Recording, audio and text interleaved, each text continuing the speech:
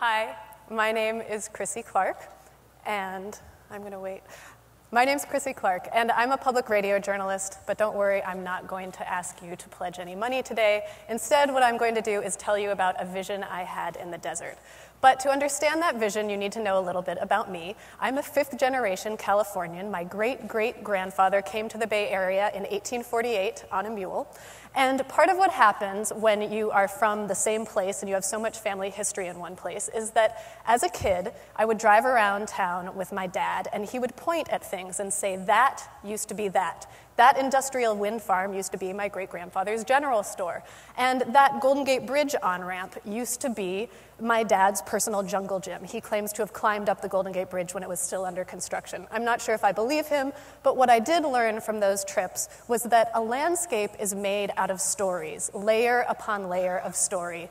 And it's like geologic strata, and that's why I became a journalist, to tell those stories. For example, this building, it's a tapas restaurant now, but inside the walls, it holds the story for why San Francisco, of all places on earth, is the gay Mecca.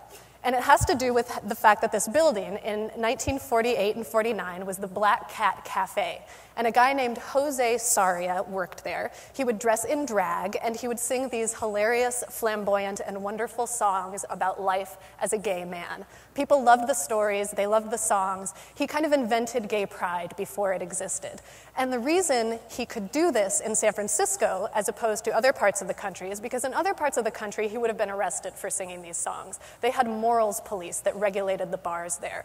But in San Francisco, bars were regulated by the Tax Revenue Board, and they didn't care what happened in those bars as long as they made money. So, voila, you have a gay Mecca. Now, that's an example of the narrative archaeology that I'm talking about, but you can do this anywhere. You can kind of pick a spot. So here's another street in San Francisco, O'Farrell Street. It's a kind of down-and-out, nondescript place now. In the 1870s, this couple lived there, and it was a very swanky place. And they had a daughter who wrote a book about life on that street. Life changed dramatically in 1906 for that family, because that's when the earthquake struck. The woman writes a story about coming back and trying to find her house, and it was completely gone. The earthquake had demolished it. That's not the only thing that happened on that spot, though. In the 1960s, there was a Cadillac dealership in that area, and on that very spot. And it discriminated against black people. They wouldn't hire black people. And it sparked some of the very first civil rights protests in the US. So all of this history in this place, but you'd walk by, you'd never know it. Which brings me to the vision that I had in the desert. I was driving across Utah a few years ago. It was a desolate place, I was really hot, and all of a sudden I see this cabin off in the distance, and I think to myself, who the hell lives in that cabin and why? And I have this urge to click on the cabin, like you would click on a hyperlink, and find out more about it. And of course that's ridiculous, you can't click on the world, it's not made of hyperlinks. At least it wasn't a few years ago. Now, of course, we have smartphones, we have augmented reality, and we actually can click on the landscape. So if we were driving through Utah right now, what would we find out? Well, we'd get some cool stories from Wikipedia, we'd find some restaurant reviews, but a place is made of more than that. A place is also made of the dramas, the political forces, the economic forces that shape a place and its people, and those are the sorts of stories that journalists tell every day. Right now, they're locked in archives, and I want to spread them across the landscape. So I conducted an experiment a few months ago.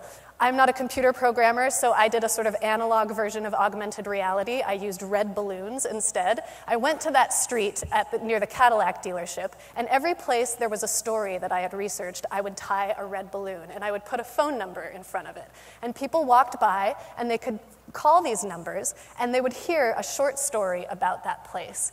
And a lot of people wandered around and noticed these signs, and they started calling, and they started listening, and listening more, and then they started smiling, and they started sharing their stories about this place and the places that they knew, and it was really an exciting experience.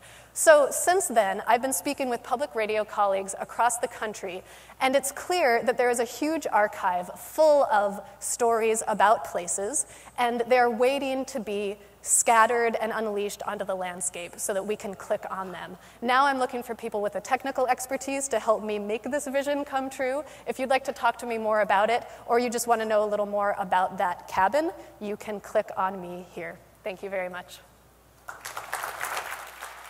Thank you, Krissy. Thank you very much.